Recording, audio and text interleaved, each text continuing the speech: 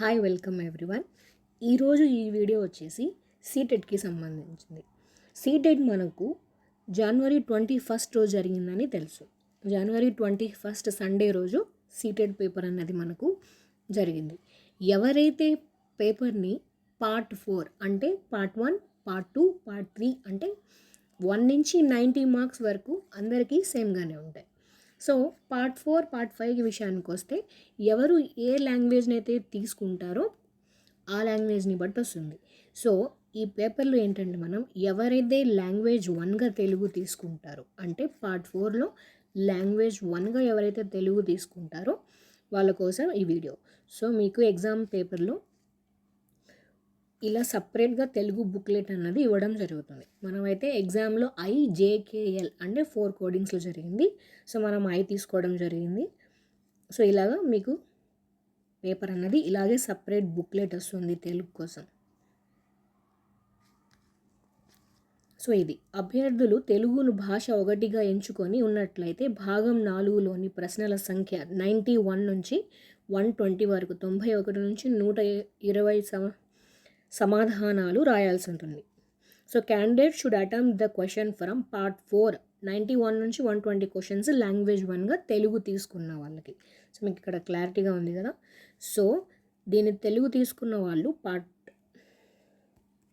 4లో తెలుగు తీసుకున్న వాళ్ళకి ఫస్ట్ 9 మార్క్స్కి మీకు ప్యాసేజ్ వస్తుంది అండ్ 6 మార్క్స్కి మీకు పోయం వస్తుంది. సో ఇక్కడికి 15 మార్క్స్ అయిపోతే మిగిలిన 15 మార్క్స్కి మీకు పెడగాజీ క్వశ్చన్స్ అన్నవి వస్తాయి. ఇక్కడికి మీకు 30 మార్క్స్ కంప్లీట్ అయిపోతాయి. సో ఇదే విధంగా మనం చూద్దాం పేపర్ ఇప్పుడు ఇంకొంచెం క్లియర్గా అర్థమవుతుంది. సో ఫస్ట్ 9 మార్క్స్కి మీకు అయితే ప్యాసేజ్ వస్తుంది. చూడండి ఇక్కడ అభ్యర్థులు తెలుగును భాష ఒకటిగా ఎంచుకొని ఉన్నట్లయితే భాగం 4లోని ప్రశ్నలు 91 నుంచి 120 సమాధానాలు రాయాల్సి ఉంటుంది. సో అంటే ఇక్కడ మొత్తం 30 క్వశ్చన్స్. ఇక్కడ సూచన ఈ క్రింద ఇవ్వబడిన వ్యాస్య భాగాన్ని చదివి 91 నుంచి 99 వరకు గల ప్రశ్నలకు సమాధానాలు రాయాల్సి ఉంటుంది. అంటే 9 మార్క్స్ ప్యాసేజ్ ఇది. నెక్స్ట్ సో ఇది మనకిచ్చిన ప్యాసేజ్ అండ్ ఇవి వాటి యొక్క క్వశ్చన్స్. ఇక్కడ మళ్ళీ మీకు పోయం వచ్చింది. చెప్పాను కదా 6 మార్క్స్కి పోయం ఉంటుందని. ప్యాసేజ్ 1కి తీసుకున్న వాళ్ళకి పార్ట్ 4లో లాంగ్వేజ్ 1 తెలుగు తీసుకున్న వాళ్ళకి ఒక ప్యాసేజ్, ఒక పోయం. సో ఇది పోయం. ఇది మీకు ఈజీగా 6 మార్క్స్ వచ్చే పోయం. మీకు పోయం అర్థమైతే. సో ఇది పోయం 6 మార్క్స్కి. ఈ క్రింది పద్య భాగాన్ని చదివి 100 నుంచి 105 వరకు గల ప్రశ్నలకు సమాధానాలు రాయండి. సో ఇక్కడ వరకు మీకు పోయమ్స్ క్వశ్చన్స్ అన్నీ ఉంటాయి. అండ్ 106 నుంచి 120 వరకు. సో ఇక్కడ వరకు 120 వరకు మీకు పెడగాజీ క్వశ్చన్స్ అన్నవి ఉంటాయి. ఇక్కడికి మీకు 30 మార్క్స్. సో ఇది మీకు పేపర్ 1 క్లారిటీ వచ్చిందా. లాంగ్వేజ్ 1గా పార్ట్ 4లో మీరు తెలుగు తీసుకొని ఉంటే మీ పేపర్ ఇట్లాగా వస్తుంది. ఇంకో విషయం ఏంటంటే ఎప్పుడైతే మనకు ప్యాసేజ్ అన్నది ఇలా డేట్స్లో వస్తుందో అంటే ఇయర్స్ ఇలా ఇయర్స్ ప్రకారం వస్తే మనం ఈజీగా మార్క్స్ స్కోర్ చేయొచ్చు. సో 100% మీకు ఇచ్చిన బుక్లెట్ ఓపెన్ చేయండి, ప్యాసేజ్ ఎలా ఉందో చూడండి. ప్రీవియస్ ఇచ్చిన ఎగ్జామ్లో మీకు ఈజీగా 9కి 9 మార్క్స్ వచ్చేటట్టు క్వశ్చన్స్ ఉన్నాయి. కావాలంటే ఒక్కసారి చూడండి. అన్ని ఇయర్స్ బేసిస్ మీదే ఉన్నాయి. సో వాటిలో మనం ఇయర్ని సెర్చ్ చేస్తే ఈజీగా మనకు ఆన్సర్ అన్నది తెలిసిపోతుంది. సో ఇయర్లో చనిపోయాడు అలాగా మీరు చూసుకొని ఉంటే ఈజీగా మీకు 9 మార్క్స్ అన్నవి ఇక్కడ స్కోర్ చేసి ఉండాలి. ఇయర్ ప్రకారంగా వస్తే అన్ని ఇయర్సే. సో ఆ ఇయర్స్ బేస్ చేసుకొని మనం ఇక్కడ ఆప్షన్స్ని చూసినప్పుడు ఎప్పుడైతే మనకు ప్యాసేజ్ ఇలా ఇయర్స్ మీద ఇస్తాడో మనం ఈజీగా తెలుసుకోవచ్చు. ఇదే చూద్దాం. లీనస్ ఏ సంవత్సరంలో మరణించాడని ఉంది. సో మనం ప్యాసేజ్ చదవకుండా ముందు ఇక్కడ ఏ ఆప్షన్స్ ఇచ్చారు? 1740, 51, 72, 78, 40, 51, 72, 78 ఇచ్చాడు. సో చూద్దాం మనం.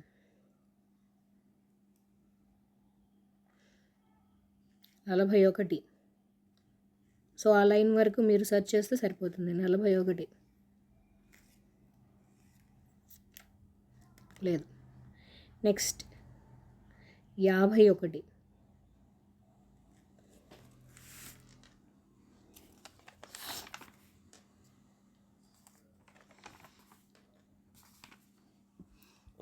యాభై ఒకటి 51. నెక్స్ట్ మనకేమిచ్చాడు 72 కూడా ఇచ్చారు కదా. 72 ఇక్కడ ఉంది. 72 నాటికి ఆయన అనారోగ్యం దెబ్బతినింది. ఆయన 77 రోజులు 77 వరకు జీవించాడు. 78లో జనవరి 10న చనిపోయాడు. సో ఇక్కడ మనకి 78 ఈజీగా మనకు ఆన్సర్ వచ్చేసింది. సో ఇక దీని ఆన్సర్ వచ్చేసి ఆప్షన్ 4. సో నెక్స్ట్ ప్రామాణిక వృక్షనామ విధానం ఆమోదం పొందిన సంవత్సరం. ప్రామాణిక వృక్షనామ విధానం ఆమోదం పొందిన సంవత్సరం ఏది? 1905, 53, 51, 72. సో ప్రకారం చూద్దాం. ఫస్ట్ 95 ఉంది చూడు, ఇక్కడ చూద్దాం. ఇక్కడే ఉంది, ఈజీగానే మనకు దొరికేసింది. 1905 ప్రామాణిక వృక్షనామ విధానం ప్రారంభం కావడానికి 105లో ఆమోదం పొందింది. సో ఒక్క నిమిషంలో మనకు ఆన్సర్ అన్నది దొరికేసింది. సో ఇలా మీరు ఒక్కసారి ఎందుకు చెప్తున్నానంటే, ఒక్కసారి మీరు ఆ బుక్లెట్ అన్నది ఓపెన్ చేయండి. చాలామంది సీల్స్ కూడా ఓపెన్ చేయలేదు. ఒకసారి ఓపెన్ చేసి మనకు ప్యాసేజ్ ఎలా ఇచ్చాడు. ఈజీగా 9 మార్క్స్ అన్నారు. లాస్ట్ టైం రాసిన జనవరి 21 రాసిన వాళ్ళు లూజ్ అయ్యారు. 100% అయితే పక్క. ఎందుకంటే ఒక్కసారి మీరు ఈ ప్యాసేజ్ అని చదవండి. నేను వీటి ఆప్షన్స్ అన్నీ నేను మీకు అలాట్ చేస్తాను. ఈ ప్యాసేజ్ని ఒకసారి మీరు చదవండి. మీ ముందే పెట్టాను మీ క్వశ్చన్స్ ఎట్లా అడిగాడు అనేది. ఎగ్జామ్లో మీరు ప్యాసేజ్ మొత్తం చదివేంత టైం 100% అయితే ఉండదు. మీరు క్వశ్చన్ చదవండి, దాన్ని బేస్ చేసుకొని స్కిమ్మింగ్ అంటాం కదా మన మెథడాలజీలో. ఫాస్ట్గా మనకు కావాల్సిన దాన్ని మనం చేసుకోవడానికి స్కానింగ్ చేసుకొని చదవండి.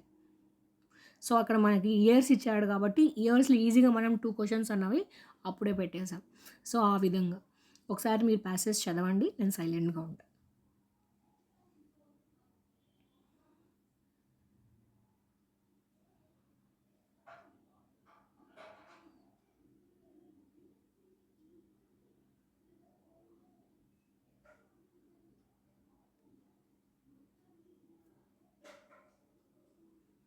నెక్స్ట్ పాస్ చేసుకొని చూస్తూ ఉండండి. నేను వీటి ఆన్సర్స్ కూడా మీకు ఒకసారి ఇస్తాను. అండ్ పీడిఎఫ్ ఫామ్లో కూడా నేను మీకు డిస్క్రిప్షన్లో అలౌ చేస్తాను. ఎవరికైనా కావాలంటే మీరు చూడొచ్చు.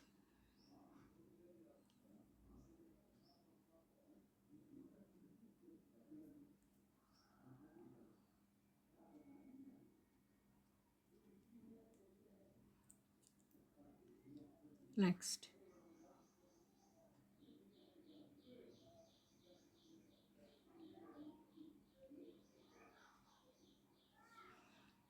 ప్యాసేజ్ చెప్పొచ్చు కానీ చదివి ఎక్స్ప్లెయిన్ చేయొచ్చు కానీ మీకు ఇదే ప్యాసేజ్ ఎగ్జామ్లో రాదు. సో మీరు ఎట్లా చేయాలి, మీకు ప్యాసేజ్ ఎట్లా అడిగారు అంటే ప్రీవియస్గా రాసిన ఎగ్జామే కదా.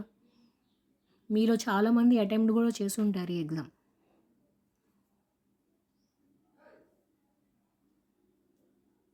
మనకి ఎప్పుడైతే ఇయర్స్ కనిపిస్తామో మనం హ్యాపీగా 9 మార్క్స్ని స్కోర్ చేసుకోవచ్చు.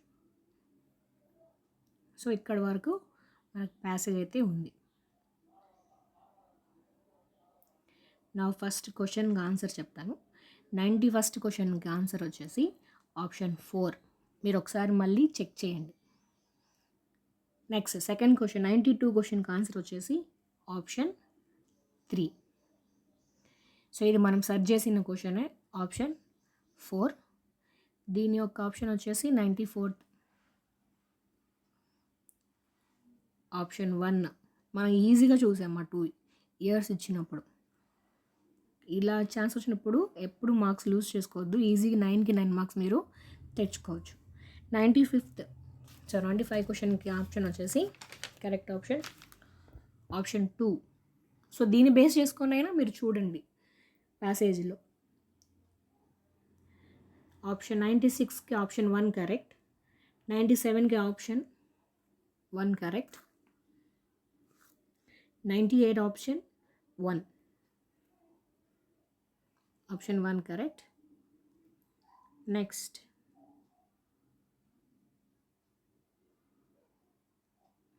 99కి ఆప్షన్ 2. సో ఈ బేస్ చేసుకొని, ఇయర్స్ని బేస్ చేసుకొని మీరు ఒకసారి ఆ ప్యాసేజ్ చదవండి. అండ్ ఇది పోయం సూచన. క్రింది పద్య భాగమును చదివి 100 నుంచి 105 వరకు గల ప్రశ్నలకు సమాధానాలు రాయండి అని ఉంది. సో ఇది మీకు ఇచ్చిన పోయం. మీకు ఎగ్జామ్లో కూడా అట్లాగే ఇచ్చాడు. మీరు ఎంత కష్టపడి చదివి ఉంటే అన్ని మార్క్స్ మీకు వస్తాయి. కొంచెం ఈజీగా, కొంచెం మైండ్ పెట్టి మనం ఫోకస్ చేస్తే ఈజీగా మనకు 15 మార్క్స్ అన్నవి వస్తాయి. సో దీని యొక్క ఫస్ట్ 100 క్వశ్చన్ ఒక ఆప్షన్ వచ్చేసి ఆప్షన్ 1 గుణసంధి. నెక్స్ట్ ఇది గ్రామర్ చూడండి.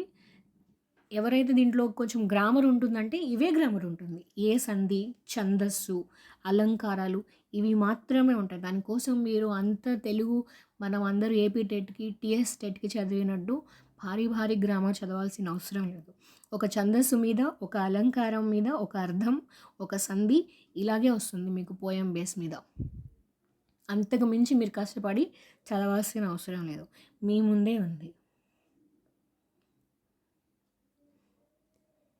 సో గుణసంధి. ఈ పద్యంలోని ఛందస్సు ఏ ఛందస్సు? ఉత్పలమాల. తమము అంటే చీకటి. ఈ పద్యంలోని అలంకారము రూపక అలంకారము. నెక్స్ట్ సో దీని యొక్క ఆప్షన్ వచ్చేసి 104 ఆప్షన్ వచ్చేసి సూర్యుడు. దీని యొక్క ఆప్షన్ వచ్చేసి ఇదిగో ఇలాగా. పదానికి గురువు లఘువులను రాయాలి అంతే. ఈ గ్రామర్ చదువుకొని వెళ్తేనే మీకు సరిపోతుంది. సో ఇక్కడికి 105 వరకు మీకు ప్యాసేజ్ అండ్ పోయం 15 మార్క్స్కి వచ్చేసింది. నా ఇక్కడ నుంచి మనం పెడగాజీ క్వశ్చన్స్ అన్నవి చేద్దాం.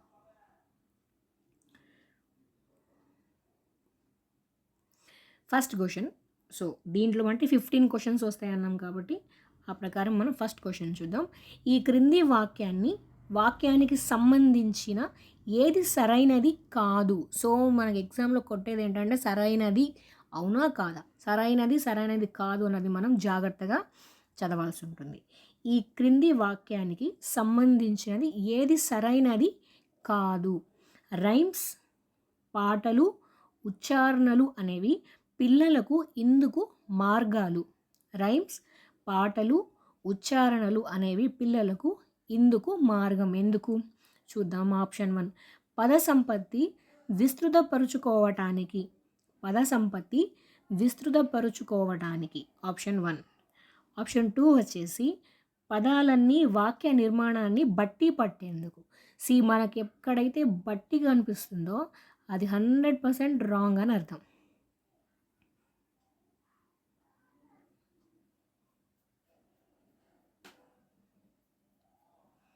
బట్టి పట్టేందుకు. ఉచ్చారణను ఆచరించేందుకు.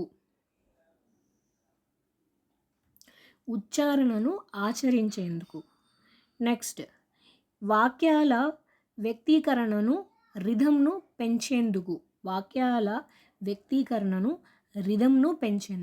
సో కాదు అని అడిగాడు కాబట్టి మనకు ఇక్కడ సరైనది కాదు అంటే బట్టి పట్టడమే. ఆప్షన్ 2 అనేది ఇక్కడ కరెక్ట్ ఆన్సర్. ఎందుకంటే సరైనది కాదు అని అడిగాడు కాబట్టి మనం వాక్య నిర్మాణాన్ని బట్టి పట్టేందుకైతే కాదు. సో నెక్స్ట్ క్వశ్చన్ చూద్దాం.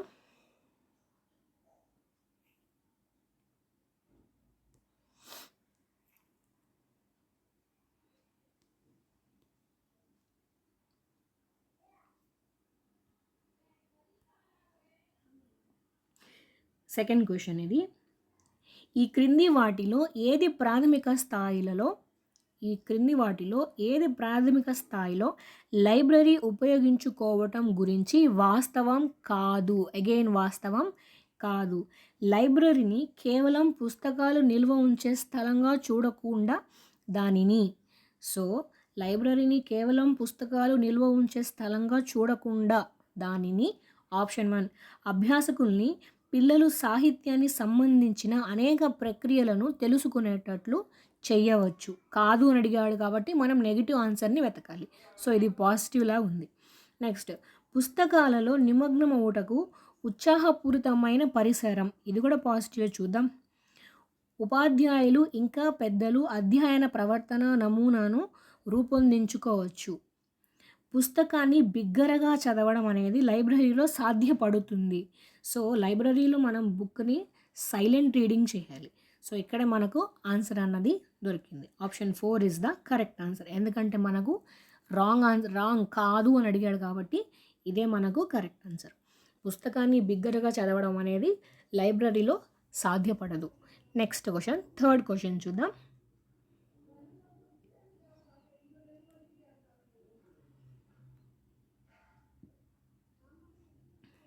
ఇది థర్డ్ క్వశ్చన్. అక్షరస్య సముపార్జనకు ఈ క్రింది వాటిలో దేని మీద ప్రావీణ్యత కలిగి ఉండాలి? కలిగి ఉండాలి. ఇదే మనం అబ్జర్వ్ చేయాలి. కాదు, లేదు, సరైనది, సరికానిది. సో కలిగి ఇక్కడ ఉండాలి అంటే ఇక్కడ ఏముంటుంది అని అడుగుతున్నాడు. సో అక్షరస్య సముపార్జనకు ఈ క్రింది వాటిలో దేని మీద ప్రావీణ్యత కలిగి ఉండాలి?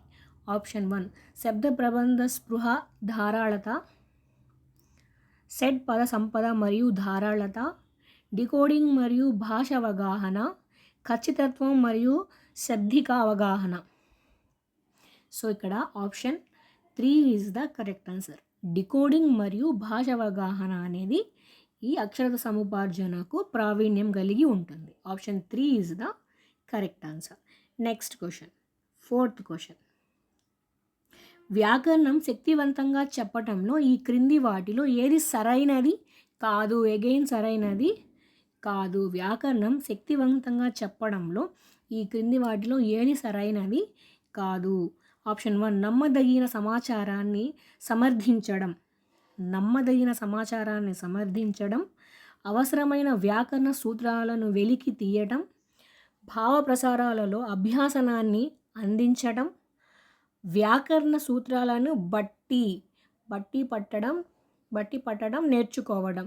So option 4 is the correct answer. So ఇది రాంగ్ కాబట్టి మనకు అదే కరెక్ట్ ఆన్సర్. సో ఇక్కడ మనకు option 4 is the correct answer. Next question.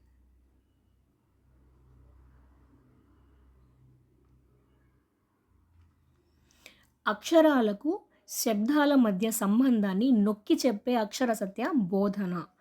అక్షరాలకు శబ్దాలకు మధ్య సంబంధాన్ని నొక్కి చెప్పే అక్షరసత బోధన. ఆప్షన్ 1 సమగ్ర బోధనా మార్గం లేదా పద్ధతి. ఆప్షన్ 2 వ్యాకరణ అనువాదం. ఆప్షన్ 3 సందర్భ పద్ధతి. ఆప్షన్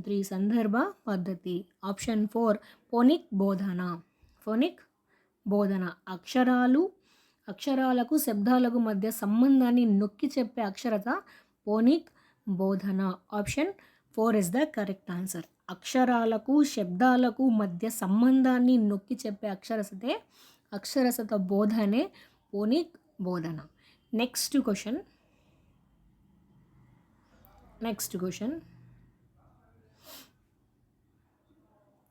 ఒక ఉపాధ్యాయురాలు తన 3వ తరగతి విద్యార్థులను గలవా అనే పదం ఉపయోగించి తమ భాగస్వాములని 5 ప్రశ్నలు అడగమంటుంది. ఉదాహరణకు, ఈత వేయగలవా? ఈ తరహా కార్యకలాపం ఎందుకంటే? ఒక ఉపాధ్యాయురాలు తన 3వ తరగతి విద్యార్థులకు గలవా అనే పదం ఉపయోగించి తమ భాగస్వాములని 5 ప్రశ్నలు అడగమంటుంది. సో పియర్ గ్రూప్స్లో ఎలా అంటే, ఎగ్జాంపుల్కి ఈత వేయగలవా? ఈ తరహా కార్యకలాపం ఎందుకంటే? దేనికోసం? ఆప్షన్ 1 మౌఖిక ధారాళత అభ్యాసనము, నియంత్రిక మౌఖిక అభ్యాసము, స్వేచ్ఛాయుత భాషణము, ఉదాసీన శ్రవణం. సో ఇక్కడ మౌఖిక ధారాళత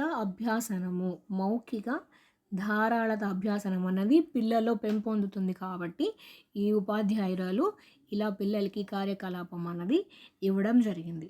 option 1 is the correct answer. మౌఖిక ధారాళత అభ్యాసనం, మౌఖిక ధారాళత అభ్యాసనం అన్నది కరెక్ట్ ఆన్సర్. Next question.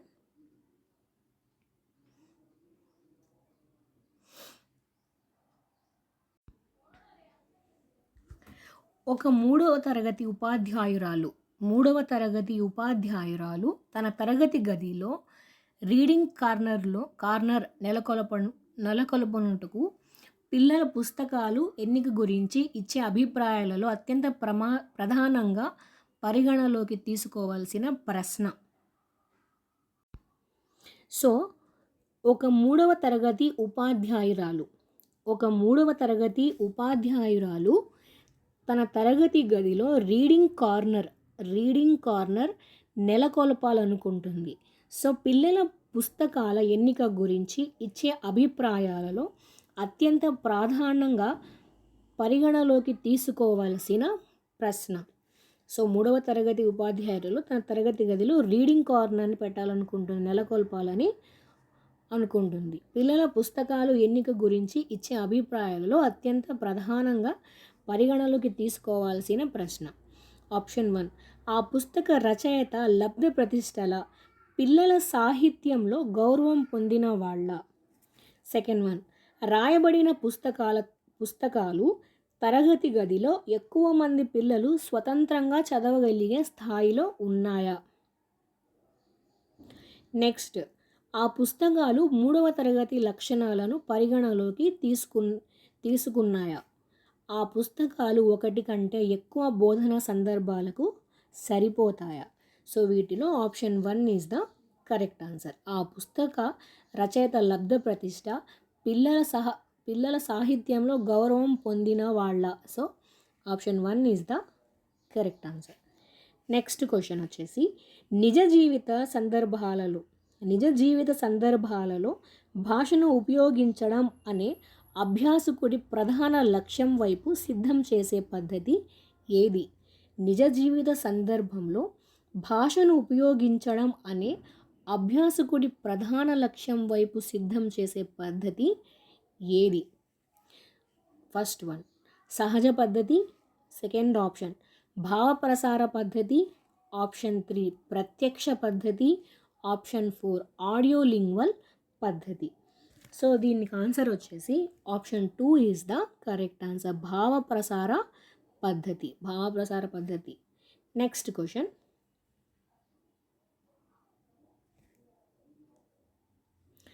ఒక ఉపాధ్యాయుడు తన అభ్యాసకుని తమ వర్క్ పుస్తకాలు మార్చుకోమని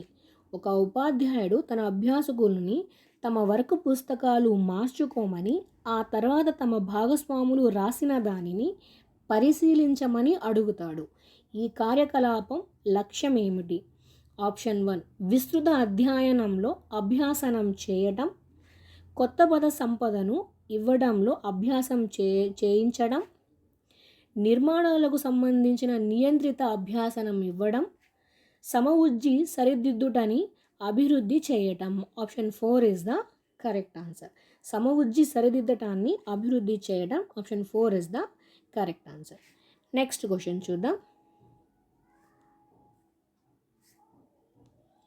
నెక్స్ట్ క్వశ్చన్. ప్రారంభ దశలో పిల్లలు ఈ సందర్భాలలో ఎక్కువగా నేర్చుకోవటంలో ఎక్కువగా నిమగ్నం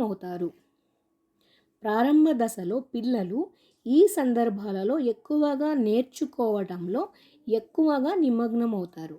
ఆప్షన్ 1 ఉపాధ్యాయులు చెప్పిన తర్వాత వాళ్ళు రైమ్స్ పాడుతారు.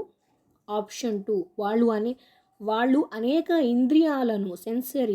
ఇంద్రియాలను ఉపయోగిస్తారు, ఉత్సాహంగా చేతులు ఊపుతారు. నెక్స్ట్ వాళ్ళు మళ్ళీ తమ నోట్ పుస్తకాలలో అక్షరాలను గుర్తిస్తారు, రాస్తారు. ఆప్షన్ 4 దృష్టంతా కేవలం మాటల నైపుణ్యాలు పెంపొందించుకోవటం మీదనే ఉంటుంది. సో దీని యొక్క కరెక్ట్ ఆన్సర్ వచ్చేసి వాళ్ళు అనేక ఇంద్రియాలను ఉపయోగిస్తారు, ఉత్సాహంగా చేతులు ఊపుతారు. సో ఇక్కడ పిల్లలు యాక్టివ్గా ఉన్నారు అండ్ తొందరగా నేర్చుకుంటారు. Next question.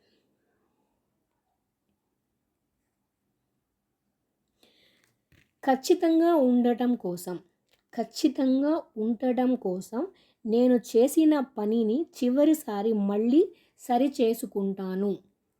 ఖచ్చితంగా ఉండటం కోసం నేను చేసిన పనిని మళ్ళీ సరిచేసుకుంటాను అని ఒక ఐదవ తరగతి విద్యార్థి అంటాడు. ఈ సందర్భాలలో లేఖనానికి సంబంధించి ఆ విద్యార్థి ఏ దశలో ఉన్నాడు అనేది క్వశ్చన్. ఫస్ట్ వన్ రాసే దశ, సెకండ్ వన్ తిరిగి రాసే దశ, next one proofreading, next సమవుజ్జి మూల్యాంకనము. సో ఇక్కడ proofreading is the correct answer. ఖచ్చితంగా ఉండడం కోసం నేను చేసిన పనిని చివరిసారి మళ్ళీ సరి చేసుకుంటానన్నది ప్రూఫ్ రీడింగ్. నెక్స్ట్ తరగతి గదిలో విద్యార్థులు ప్రాంతీయ భాషను ప్రోత్సహించే పద్ధతి ఏది? సో ఎంకరేజ్ చేయడానికి ప్రాంతీయ భాషను తరగతి గదిలో విద్యార్థులు ప్రాంతీయ భాషను ప్రోత్సహించే పద్ధతి ఏది? ఆప్షన్ 1 సహజ పద్ధతి, ఆప్షన్ 2 భావప్రసార పద్ధతి, ఆప్షన్ 3 ప్రత్యక్ష పద్ధతి, ఆప్షన్ 4 ఆడియోలింగ్వల్ పద్ధతి. సో ఇక్కడ option 3 is the correct answer, ప్రత్యక్ష పద్ధతి.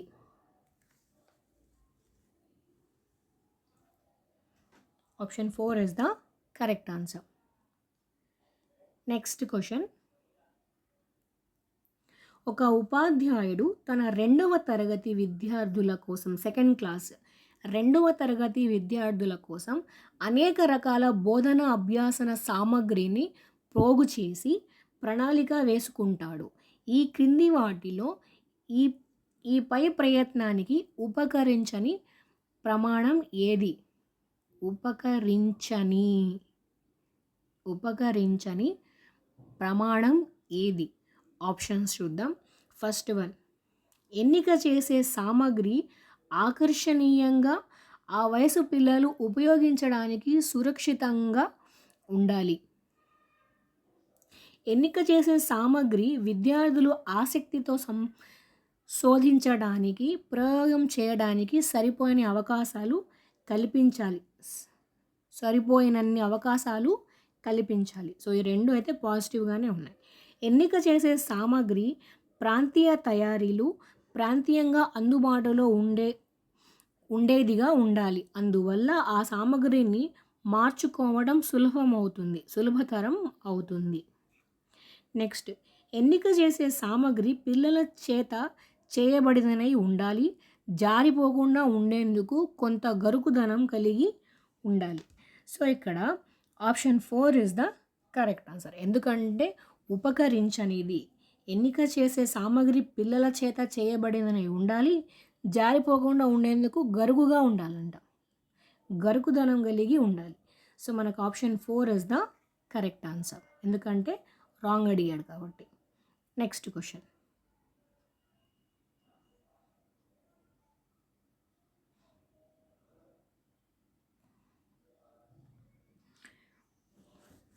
ప్రతి విద్యార్థి సామర్థ్యాల సాధనకు జాతీయ కరికులం ఫ్రేమ్వర్క్లో NCF చూపించినట్లుగా కలుపుకుపోయే ఆహ్వానించదగిన ఉత్సాహపూరిత వాతావరణం ఈ విధంగా సాధించవచ్చు. ఆప్షన్ 1. సో మళ్ళీ ఒకసారి క్వశ్చన్ చదువుదాం. ప్రతి విద్యార్థి సామర్థ్యాల సాధనకు జాతీయ కరికులం ఫ్రేమ్వర్క్ చూపించినట్లుగా కలుపుకుపోయి ఆహ్వానించదగిన ఉత్సాహపూరిత వాతావరణం ఈ విధంగా సాధించవచ్చు. ఫస్ట్ వన్ ఇండోర్ కార్యకలాపాలు నిర్వహిస్తూ మండే ఎండలో బయట ఆ కార్యకలాపాలను జరుపకపోవటం. ప్రధానంగా అభ్యాసకుల మంచి ఆరోగ్యం మీద, సంక్షేమం మీద దృష్టి పెట్టడం. పిల్లలు పనులను అభివృద్ధి సంబంధించి అనేక రకాల ప్రదర్శించడం. తరగతి గదులన్నీ రంగురంగులుగా అలంకరించడం. సో వీటిలో కరెక్ట్ ఆన్సర్ వచ్చేసి option 3 is the correct answer. పిల్లలు పనులను అభివృద్ధి సంబంధించిన పిల్లల పనులను అభివృద్ధికి సంబంధించిన అనేక రంగాలలో ప్రదర్శించడం. ఆప్షన్ 3. ఇదే కదా మనకు ఎన్సిఎఫ్ 2005 చెప్పింది. Next question, last question. So మనకు ఈ విధంగా పార్ట్ వచ్చేసి 91 నుంచి 120 వరకు. సో ఇది మనకు లాస్ట్ క్వశ్చన్. ప్రాథమిక దశలో వాచక పుస్తక రూపకల్పనకు ఈ క్రింది వాటిలో ఏది సూత్రం కాదు? ఆప్షన్ 1 పాఠ్య ప్రణాళిక సూత్రం కాదు అని అడిగాడు. నెక్స్ట్ వన్ సమర్పణ సూత్రం, నిర్దిష్ట సూత్రం, సాంకేతిక సూత్రం. సో ఇక్కడ option 3 is the correct answer. నిర్దిష్ట సూత్రం. Option 3 is the correct answer. ప్రాథమిక దశలో వాచక పుస్తక రూపకల్పనకు ఈ క్రింది వాటిలో ఏది సూత్రం కాదు అంటే నిర్దిష్ట సూత్రం అని అర్థం. So subscribe to our success channel అండి. అండ్ మీకు గనక ఈ వీడియో నచ్చితే like, share, comment and subscribe. వీటన్నిటికంటే first thanks for watching my videos. Thank you so much.